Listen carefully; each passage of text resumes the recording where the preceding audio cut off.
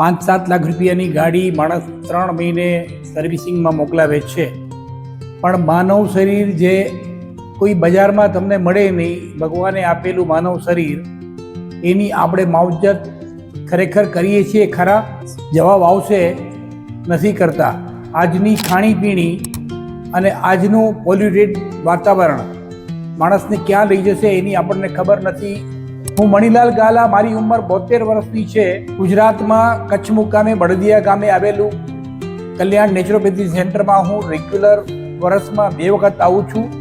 મારા શરીરનું સર્વિસિંગ કરવા માટે ડૉક્ટર રાહુલ, ડૉક્ટર કિંજલ, હું એમની ટ્રીટમેન્ટ છેલ્લા 10 વર્ષથી લઈ રહ્યો છું.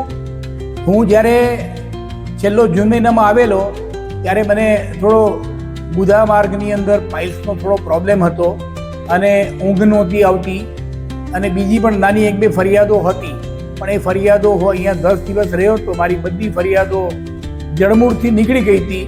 અને ડૉક્ટર સાથે એક એવી આત્મીયતા છે, જોકે મારી વાત નથી, પણ અહીંયા આવેલો કોઈ પણ પેશન્ટ એની સાથે ડૉક્ટરની આત્મીયતા શ્રેષ્ઠ જ હોય છે. ડૉક્ટર પેશન્ટને પોતાનો સમજે છે, એને ફક્ત અને ફક્ત એમનું ધ્યેય હોય છે પેશન્ટ સારો થઈને જવો જોઈએ અહીંયાથી.